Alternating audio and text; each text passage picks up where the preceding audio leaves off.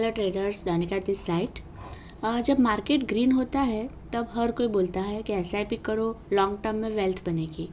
लेकिन जब मार्केट 20% गिरता है तब वही इन्वेस्टर्स ये सोचता है कि अभी स्टॉक में मैं और पैसा डालूं या नहीं। सच बताऊं तो किसी एक स्टॉक में कंटिन्यूसली एसआईपी करना बहुत मुश्किल होता है, स्पेशली जब वो स्टॉक 30% 40% करेक्शन दे दे। मान लो अगर आपने सिर्फ टीसीएस में एसआईपी स्टार्ट की और आईटी सेक्टर में स्लो डाउन आ गया, प्राइस गिरता गया, न्यूज़ नेगेटिव आने लगी, तब आपका दिमाग फिर ये सोचेगा कि क्या गलत स्टॉक सिलेक्ट कर लिया है मैंने, इसको मैं स्विच कर दूं या बंद कर दूं एसआईपी। यही जगह पे 90% लोग फेल हो जाते हैं। लेकिन एक स्मार्ट इन्वेस्टर क्या करता है, वो एक ही स्टॉक पे डिपेंडेंट नहीं रहता, वो बनाता है एसआईपी बास्केट। तो आज जो हम स्ट्रैटेजी सीखने वाले हैं उसका नाम यही है एसआईपी बास्केट स्ट्रैटेजी। इस स्ट्रैटेजी में आप अपना पैसा 4 से 5 स्ट्रॉन्ग कंपनीज में एलोकेट करते हो। अगर एक स्टॉक डाउन है तो फिर दूसरा सपोर्ट दे देगा उसको, अगर एक सेक्टर स्लो है तो दूसरा सेक्टर ग्रोथ दे देगा। ये बिल्कुल उसी तरह जैसा है कि एक ही पेड़ लगाने के बजाय आप एक पूरा गार्डन लगा रहे हो। इसका रिजल्ट क्या मिलेगा, तो वॉलेटिलिटी मैनेजेबल हो जाती है आपकी, इमोशन कंट्रोल में रहता है और लॉन्ग टर्म कंपाउंडिंग स्टेबल हो जाती है। म्यूचुअल फंड एसआईपी को सब करते हैं, लेकिन क्या आपने कभी सोचा है कि आप खुद अपना एसआईपी म्यूचुअल फंड बना सकते हो? जी हाँ, बिना एएमसी, बिना फंड मैनेजर, बिना एक्सपेंस रेशियो। इस वीडियो में मैं आपको बताऊंगी एसआईपी बास्केट क्या होता है, बास्केट कैसे बनाना है, स्टॉक सिलेक्शन का logic, allocation strategy, 10,000 per month उसका हम एक एग्जांपल लेके समझेंगे, देन रीबैलेंसिंग का rule and exit strategy. Exit strategy means हम इसमें टाइम टू टाइम प्रॉफिट भी बुक करेंगे, और तो ये लॉन्ग टर्म तो है फिर भी, और कैसे 1 करोड़ का रियलिस्टिक रोड मैप हम बना सकते हैं। अगर आप लॉन्ग टर्म वेल्थ बनाना चाहते हो तो इस स्ट्रेटजी को ध्यान से समझिए। Okay, so let's start video. सबसे पहले हम देखते हैं एसआईपी बास्केट स्ट्रेटजी क्या है।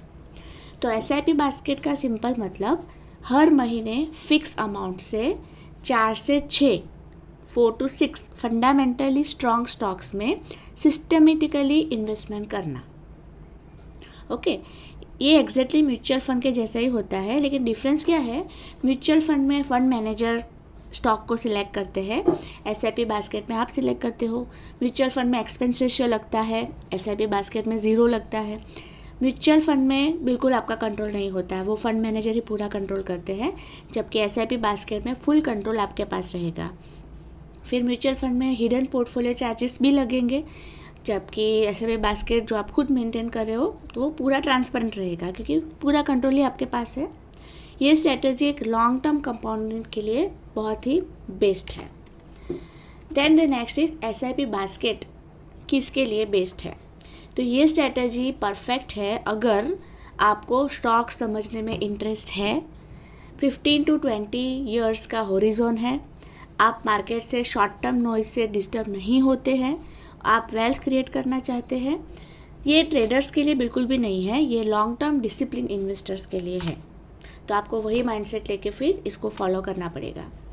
देन एसआईपी बास्केट में कितने स्टॉक्स होने चाहिए, तो आइडियल रेंज 4 to 8 इतने स्टॉक्स आप इंक्लूड कर सकते हो। क्यों? क्योंकि अगर सिर्फ 2-3 स्टॉक लेंगे तो वो रिस्की हो जाएगा। अगर 10-15 स्टॉक ले लिए तो उसका मतलब फिर वो म्यूचुअल फंड जैसा ही बन जाएगा। तो एक स्वीट स्पॉट है 5 to 6 स्टॉक्स। अब आता है स्टॉक सिलेक्शन फ्रेमवर्क। ये बहुत ही इम्पॉर्टेंट पार्ट है। जो आप अपना एसआईपी बास्केट बना रहे हो उसके अंदर आप जो 4-5 स्टॉक सिलेक्ट कर रहे हो, तो वो स्टॉक सिलेक्शन के लिए कौन से क्राइटेरिया को हमें ध्यान में लेना चाहिए, ये उसी के ऊपर हम अभी डिस्कस करने वाले हैं। So this is the most important part of video, right. इसको ध्यान से देखिएगा। अगर किसी स्टॉक को हम अपने एसआईपी बास्केट में ऐड करने वाले हैं तो उसको सिलेक्ट करने के लिए 4 से 5 स्टेप्स है, उसको हमें फॉलो करने हैं। अगर आपको याद होगा कि जैसे V40 नेक्स्ट, वो कंपनीज़ को सिलेक्ट करने के लिए 6 कंडीशन थी, उसी तरह से उसी को बेस बना के कुछ पैरामीटर्स को कंसिडर किया गया है कि जिसको हम अपने एसआईपी बास्केट के स्टॉक को सिलेक्ट करने के लिए यूज़ कर सके। तो सबसे पहला स्टॉक है, step number 1 is check business quality. आपको सबसे पहले ये देखना पड़ेगा कि कंपनी क्या बनाती है, क्या करती है, क्या उस प्रोडक्ट की डिमांड नेक्स्ट 10 to 15 ईयर्स तक रहेगी, क्या कंपनी अपने सेक्टर में लीडर है, क्या ब्रांड स्ट्रांग है। एग्जांपल HDFC बैंक, तो बैंकिंग डिमांड ख़त्म होगी नहीं। एशियन पेंट, घर पेंट करना बंद होगा नहीं। तो लॉन्ग टर्म SIP के लिए बोरिंग लेकिन स्टेबल बिजनेस ही बेस्ट होते हैं। तो आपको सबसे पहले बिजनेस की क्वालिटी चेक करनी पड़ेगी। Then the step number 2, financial strength filter. Investors को 5 बेसिक रेशियोज देखने पड़ेंगे। सबसे पहले सेल्स ग्रोथ, एटलीस्ट 5 साल का आपको देखना है। मिनिमम 8 to 10% CAGR चाहिए हमें सेल्स ग्रोथ के लिए। दैन प्रॉफिट ग्रोथ, सेल्स के साथ साथ प्रॉफिट भी ग्रो हो रहा है या नहीं, वो चेक करना है। ROE आपका ग्रेटर देन 15% होना चाहिए, ये आइडियल है। देन डेब्ट to equity less than 1, bank और NBFC में तो एक्सेप्शन केस है, उसमें हमें ये कंसिडर नहीं करना पड़ेगा। लेकिन जो उसके अलावा की सारी कंपनीज है उसको सिलेक्ट करते टाइम हमें डेब्ट टू इक्विटी लेस देन 1, डेब्ट free company is first priority, लेकिन अगर 1 से कम है तो भी that is okay. Then free cash flow, company पैसा कमा रही है या सिर्फ अकाउंटिंग प्रॉफिट दिखा रही है, ये भी हमें चेक करना पड़ेगा। फ्री कैश फ्लो आपको पॉजिटिव में होना चाहिए और इंक्रीजिंग चाहिए, राइट। अगर कंपनी कंसिस्टेंट नंबर्स दिखा रही है तो फिर SIP बास्केट में डालने लायक हो सकती है। Then step number 3, sector leadership rule. हर सेक्टर में 1 या 2 स्ट्रॉन्ग प्लेयर्स होते हैं। Examples banking, IT, FMCG, pharma, capital goods. आपको हर सेक्टर का टॉप क्वालिटी लीडर चूज़ करना चाहिए। जैसे कि IT में TCS है, प्राइवेट बैंक में HDFC बैंक है, FMCG में हिंदुस्तान यूनिलीवर आप देख सकते हो। लीडर कंपनीज डाउन टर्म में भी सर्वाइव कर लेती है। देन हम देखेंगे step number 4, valuation check. Overpay हमें नहीं करना है। अच्छा बिजनेस भी गलत प्राइस पे खराब इन्वेस्टमेंट बन सकता है। तो इन्वेस्टर को क्या देखना चाहिए, PE versus historical PE, PEG ratio, sector average PE। अगर स्टॉक 40-50% ऊपर चल रहा है और PE हिस्टोरिकल से बहुत ज़्यादा है तो हम SIP को रोक सकते हैं, उसको स्टैगर्ड रख सकते हैं, राइट। SIP बास्केट का एडवांटेज यही है कि वैल्यूएशन हाई हो तो हम वेट कम कर सकते हैं, अगर वैल्यूएशन कम है तो हम वेट भी बढ़ा सकते हैं। Then the step number 5 is diversification structure. एक आइडियल SIP बास्केट में उसका स्ट्रक्चर कैसा होना चाहिए, तो एटलीस्ट उसमें 2 लार्ज कैप स्टेबल स्टॉक चाहिए, एक बैंकिंग का, एक IT का, एक कंजम्पशन और एक ग्रोथ मिड कैप। ऐसे आप स्टॉक सिलेक्ट करोगे तो फिर आपका बैलेंस बना रहेगा। नेक्स्ट हम एलोकेशन में देखेंगे तो हमें आइडिया चलेगा कि हमें कौन से सेक्टर में कितना वेटेज देना चाहिए। Then the next is allocation strategy. अब हम एक एग्जांपल लेके समझेंगे कि हमारे पास अगर 10,000 रुपीज़ है, हमें मंथली 10,000 रुपीज़ लेके अपनी SIP चालू करनी है स्टॉक के अंदर, तो हमें पर्टिकुलर सेक्टर के अंदर हम 4 या 5 स्टॉक सिलेक्ट करेंगे। अगर हमने 5 स्टॉक सिलेक्ट किए तो कैटेगरी वाइज उसमें हम कितना वेटेज दे सकते हैं। तो जो मार्केट लीडर होगा उसको हम 30% रखेंगे, जो ग्रोथ स्टॉक है उसको 25%, बैंकिंग फाइनेंशियल वाले स्टॉक को 20%, डिफेंसिव को 15% और इमर्जिंग को 10%। अब एक एग्जांपल के साथ हम देखते हैं तो ज़्यादा क्लियर हो जाएगा। आप एक बास्केट को एज्यूम कीजिए, इस बास्केट में हमने 5 स्टॉक सिलेक्ट किए हैं, right. TCS, HDFC bank, LT, HUL और BEL। तो 10,000 रुपीज़ को हम इस तरह से बाइफर्केट करेंगे जिससे हमारा जो परसेंटेज एलोकेशन हमने आगे की स्लाइड में देखा था वो भी फुलफिल हो जाएगा, राइट। अब average expected long term CAGR हम सिर्फ और सिर्फ 15% पकड़ के चलते हैं। तो अगर आपने 10,000 रुपीज़ पर मंथ 20 ईयर्स के लिए इन्वेस्ट किए तो आपका टोटल इन्वेस्टमेंट होगा 24 lakhs और 15% CAGR की रेट से अगर वो ग्रो करता रहेगा तो 20 साल के बाद आपको अप्रॉक्सीमेटली 1+ करोड़ मिलेंगे, राइट। इसकी एक शीट भी मैंने बना के रखी है, वो भी मैं आपको शेयर करूँगी, आगे चल के हम वो भी देखेंगे। तो ये एक ऊपर से एग्जाम्पल हो गया। अब सिर्फ 10,000 रुपया पर मंथ, उससे हम 1 करोड़ प्लस इतना सारा कंपाउंडिंग का इफेक्ट कैसे पा सकते हैं, मतलब ये मैजिक कहाँ से आता है, तो ये मैजिक आता है आपका कंपाउंडिंग, डिसिप्लिन और टाइमिंग के साथ। देन द नेक्स्ट इज एक प्रैक्टिकल प्रॉब्लम होगा कि एग्जैक्ट 10,000 कैसे हम इन्वेस्ट करें। इश्यू क्या आएगा कि TCS का प्राइस अगर 4,000 है और हमने तो 3,000 एलोकेट किए थे, तो उसका सोल्यूशन क्या है कि आप कैश एक्यूमुलेट करते रहो या तो फिर राउंड ऑफ कर दो, राइट। ये महीने हमें 3,000 रुपीज़ साइड में रखने हैं TCS के लिए, और स्टॉक की प्राइस अगर अभी 4,000 चल रही है तो ये महीने हम परचेज़ नहीं करेंगे। फिर नेक्स्ट मंथ में और 3,000 इसमें जुड़ जाएंगे, तो 3 और 3 6,000 हो जाएगा। तो नेक्स्ट मंथ में हम TCS का 1 यूनिट ले लेंगे, राइट। इस तरह से हम कर सकते हैं, और इसके लिए हमें एक एक्सेल शीट मेंटेन करनी पड़ेगी। तो वो एक्सेल शीट मैंने बनाई है, वो मैं आप लोगों के साथ शेयर करती हूँ। ओके, तो यहाँ पे मैंने एक TCS की बेसिक से शीट बनाई है। ऐसे आपको स्टॉक वाइज बनानी है, ये सिर्फ एक एग्जांपल है। तो इसको आप पूरा कॉपी करके यहाँ पे दूसरे जो स्टॉक्स है हमारे उसके लिए बना सकते हो। तो इसमें क्या क्या रखा है क्राइटेरिया में हमने, एक तो सीरियल नंबर है मेरा, देन मंथ की एक डेट हमें फिक्स करनी है कि हर महीने की ये तारीख को मुझे SIP बास्केट में 10,000 रुपीज़ डालने हैं, राइट। तो मैंने यहाँ पे एग्जांपल के लिए 15 तारीख सिलेक्ट की है कि हर महीने की 15 तारीख को हम SIP बास्केट में 10,000 डालेंगे। अब TCS का एलोकेशन कितना था, एज अ मार्केट लीडर 30% रखा था, तो 10,000 के 30% मतलब एलोकेशन परसेंटेज यहाँ पे कितना हुआ 0.3। तो 10,000 में से 3,000 रुपया हमें TCS में इन्वेस्ट करना है। बाय प्राइस, तो 15 तारीख को आप जो भी प्राइस के ऊपर बाय करोगे वो प्राइस आपको यहाँ पे लिखनी पड़ेगी, राइट। तो अभी अगर हम लिखेंगे तो 2500 अगर चल रहा है तो कितना यूनिट आएगा हमारे पास, 1 यूनिट हम परचेस कर सकेंगे। तो अमाउंट इन्वेस्टमेंट में यहाँ पे आ जाएगा अपने आप। फिर लेफ्ट ओवर अमाउंट, तो 3,000 रुपये हमने TCS के लिए निकाले थे, उसमें से 2,500 का हमारा TCS आया, तो 500 रुपीज़ एक्स्ट्रा बचे, तो उसको हम वहीं पे रहने देंगे, राइट। इसके लिए आपको शीट मेंटेन करनी पड़ेगी, क्योंकि डीमैट में तो सब 10,000 एक साथ ही आप डालोगे ना, एक ही डीमैट में डालोगे SIP बास्केट के लिए। देन नेक्स्ट मंथ में वापस आप बाय करोगे, राइट। वापस जो प्राइस होगी यहाँ पे लिखोगे, वापस जितने यूनिट आप लोगे यहाँ पे लिखते जाओगे। तो ऐसा करते करते करते अगर आपने यहाँ पे, चलो ऐसे यूनिट हमने लेते गए तो ये सब यूनिट का यहाँ पे टोटल हो जाएगा, और करंट मार्केट प्राइस यहाँ पे अपने आप अपडेट होगी, क्योंकि गूगल फाइनेंस वाला वो इक्वेशन यहाँ पे डाला हुआ है, और टोटल वैल्यू आपकी TCS में कितनी एलोकेट हो गई वो भी आपको यहाँ से मिल जाएगी, राइट। तो ये बहुत ही बेसिक सा मैंने रखा है, कुछ ज़्यादा तामझाम नहीं किया है। अगर आपको इसमें कुछ कॉलम्स ऐड करनी है अपने हिसाब से तो कर सकते हो, राइट। बाकी सिर्फ ट्रैकिंग के लिए है कि कौन सी प्राइस पे हमने कितने यूनिट बाय किए और कितना अमाउंट इन्वेस्ट किया। तो इस हिसाब से मैंने TCS का बनाया है। ऐसे ही आप यहाँ पे बाकी स्टॉक के जितने भी 4 बाकी हैं अपने Hindustan Unilever, HDFC bank, LTBL, उसका हम बना सकते हैं, राइट।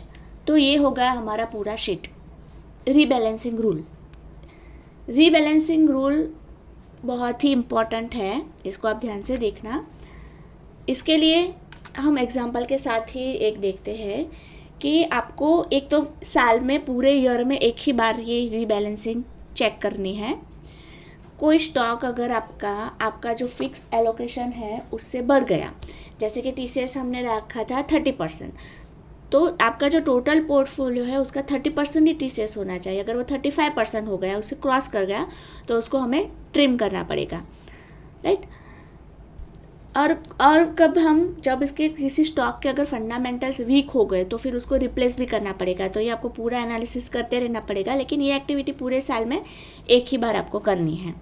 अब कोई स्टॉक आपने जो एलोकेशन रखा था उसको फ्लक्चुएट करेगा, तो ±5% आप पकड़ के चल सकते हो। मतलब कि आपने अगर TCS का वेटेज अपने पोर्टफोलियो में 30% रखा है, तो आपका टोटल पोर्टफोलियो जितना भी हो गया, अगर 10 लाख का हो गया तो उसका 30% ही TCS उसमें चाहिए। अगर 30% से बढ़ गया तो उतनी क्वांटिटी आपको प्रॉफिट उतना बुक कर लेना पड़ेगा, राइट। तो 30% जितना टारगेट एलोकेशन है ±5% का फ्लक्चुएशन अलाउड है, लेकिन 25 और 5% मतलब 30%, लेकिन 30% से भी ज़्यादा हो गया, 35% को भी क्रॉस हो गया तो आपको रिव्यू करना है, और अगर 40% को भी क्रॉस कर गया तो डेफिनेटली ट्रिम करना है। अब इसको हम जाएंगे शीट के ऊपर ही तो आपको ज़्यादा पता चलेगा। तो यहाँ पे मैंने रीबैलेंसिंग करके एक तीसरी टैब में दिया हुआ है शीट। तो देखिए यहाँ पे जो भी स्टॉक हमने एग्जांपल के लिए समझे उसी को मैंने रखा है, TCS, HDFC bank, LT, HUL, BL। Total unit आपको कहाँ से मिलेंगे आपके पोर्टफोलियो में, जो आप ये शीट मेंटेन करते रहोगे यहाँ पे आपको जो भी यूनिट्स है वो मिलेंगे। आप हर महीने बाय करते जाओगे, राइट। यहाँ तक आप बाय करते करते आए, पूरे साल आपने बाय किया, राइट।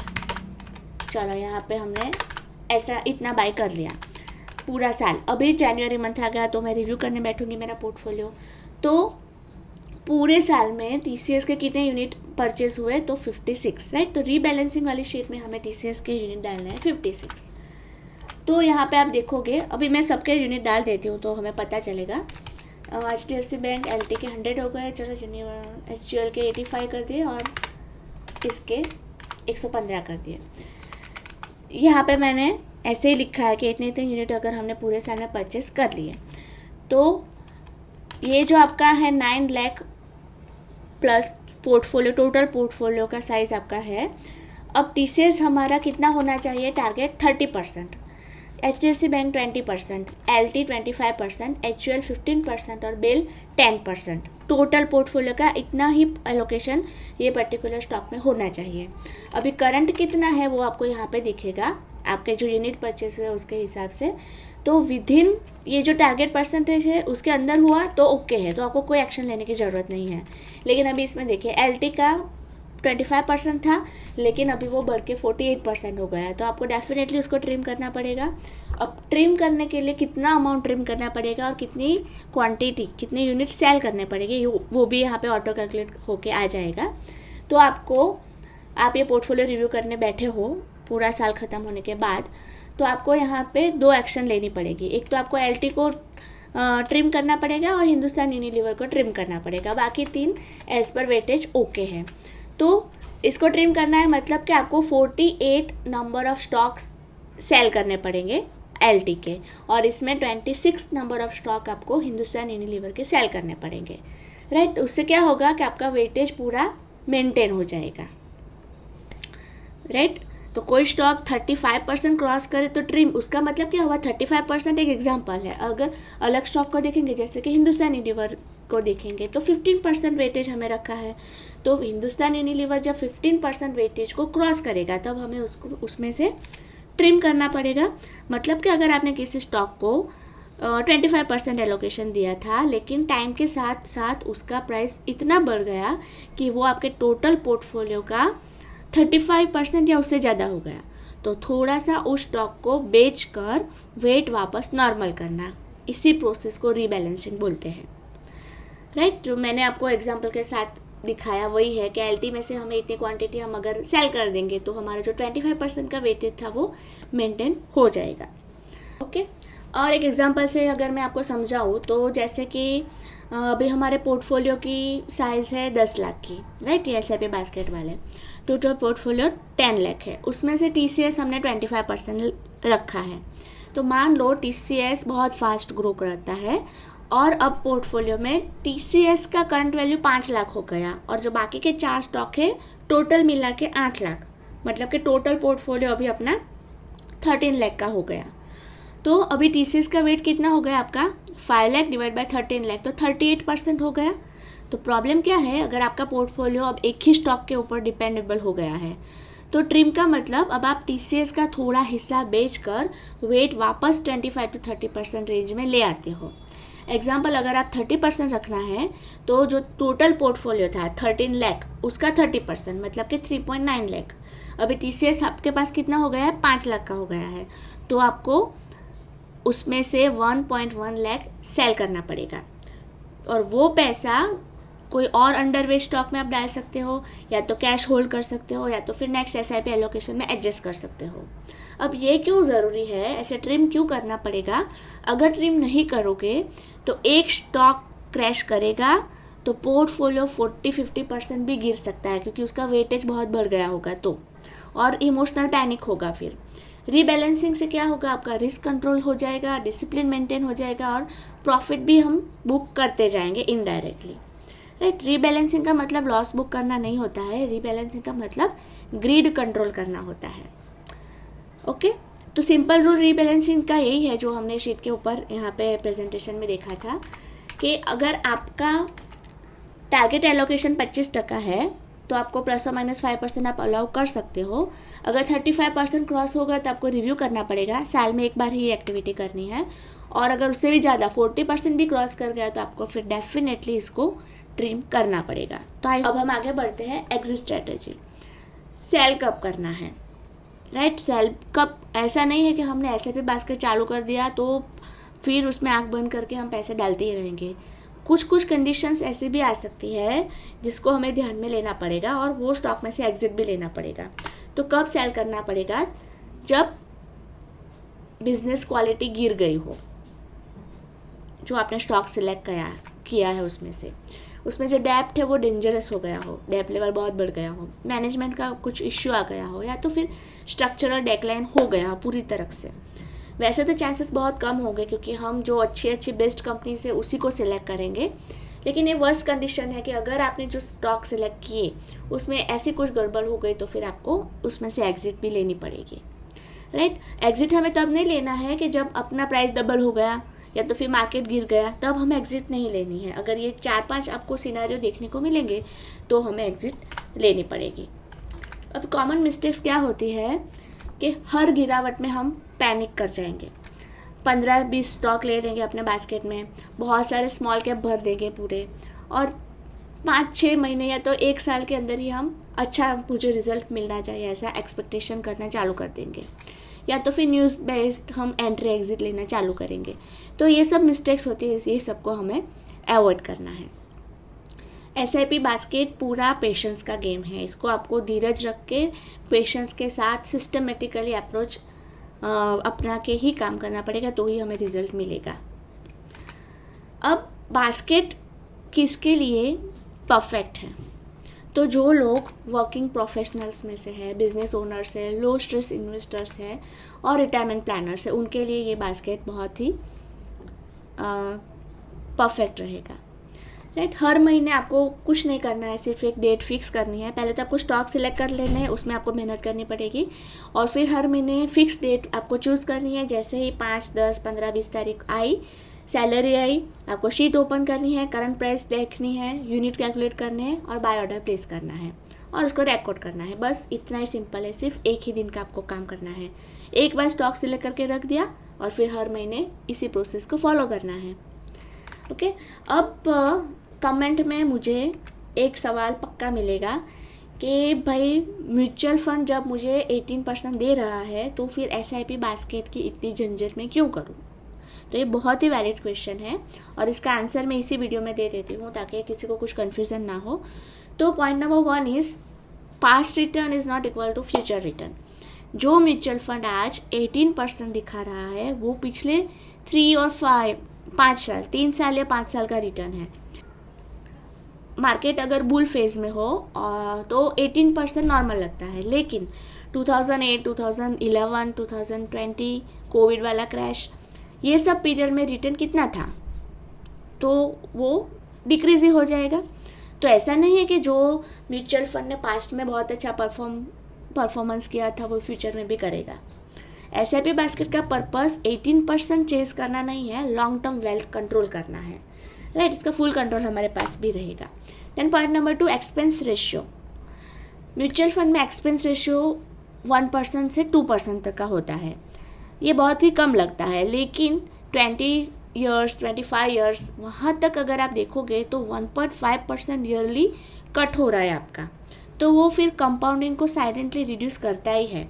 एग्जाम्पल, अगर कोई म्यूचुअल फंड हमें 18% रिटर्न देता है और उसका एक्सपेंस रेशियो 1.5% है, तो आपको रियल कितना मिलेगा? सिर्फ 16.5% ही मिलेगा।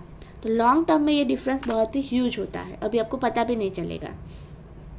Then point number 3, control and transparency. Mutual fund में आपको पता नहीं कि कब पोर्टफोलियो चेंज होता है, कब एग्जिट होती है, कब एंट्री होती है, लेकिन एसआईपी बास्केट में आप डिसाइड करते हो, आप रीबैलेंस करते हो और आप रिस्क कंट्रोल करते हो। Then point number 4, concentration risk. कई म्यूचुअल फंड्स में टॉप 5 स्टॉक्स में 40-50% वेटेज रखते हैं वो लोग। अगर वो 2 स्टॉक्स गिर गए तो रिटर्न पे हैवी इम्पैक्ट आएगा, लेकिन एसआईपी बास्केट में हम वेट कंट्रोल करते हैं, 35% वाला रूल भी लगाते हैं और सेक्टर कैप भी लगाते हैं, तो ये स्ट्रक्चर पूरा एक डिसिप्लिन वाला हो जाएगा। Then most important tax efficiency. Mutual fund rebalance करता है इंटरनली, आपको पता भी नहीं चलेगा। एसआईपी बास्केट में लॉन्ग टर्म होल्डिंग रहेगी, चर्निंग थोड़ी कम हो जाएगी और जो long term capital gain tax है उसको भी आप अच्छे से प्लान कर सकते हो। आप अपना टैक्स का जो टाइमिंग है वो पूरा उसका कंट्रोल आपके हाथ में रहेगा एसआईपी बास्केट में। Now the most honest answer मैं आपको बताती हूँ कि अगर आपको स्टॉक एनालिसिस नहीं आता है, आप टाइम नहीं दे सकते, आप डिसिप्लिन मेंटेन नहीं कर सकते, तो म्यूचुअल फंड बेस्ट ऑप्शन है। लेकिन अगर आप 15-20 साल सीरियस हो और लर्निंग माइंडसेट है तो एसआईपी बास्केट लॉन्ग टर्म में बेटर, बहुत ही बेस्ट कंट्रोल आपको दे सकता है, रिजल्ट भी इसका बेस्ट मिलेगा। म्यूचुअल फंड में आप इन्वेस्टर हो, लेकिन एसआईपी बास्केट में आप खुद ही फंड मैनेजर हो, राइट। यहाँ पे पूरा पावर जो है वो कंट्रोल का ही है। तो आज हमने यही देखा कि एसआईपी बास्केट स्ट्रेटेजी क्या होती है, कैसे स्टॉक सिलेक्ट करने हैं, एलोकेशन कैसे डिसाइड करनी है, रीबैलेंसिंग का रूल कैसे वर्क करता है, उसको कैसे अप्लाई करना है, एक्सेल का ऑटोमेशन कैसे काम करता है, और mutual fund versus SIP basket, ये दोनों में डिफरेंस क्या है। तो फाइनल बात समझ लीजिए, एसआईपी बास्केट का गोल 18% या 20% चेस करना नहीं है। एसआईपी बास्केट का goal discipline, risk control, long term compounding और पोर्टफोलियो पर अपना कंट्रोल। अगर आप सिर्फ रिटर्न देखोगे तो हर साल स्ट्रैटेजी बदलते ही रहोगे, लेकिन अगर आप सिस्टम बना लोगे एक बार तो रिटर्न ऑटोमेटिकली आपको फॉलो करेगा, राइट। म्यूचुअल फंड गलत नहीं है, एसआईपी बास्केट सुपीरियर भी नहीं है, मैं ऐसा भी नहीं बोल रही हूँ।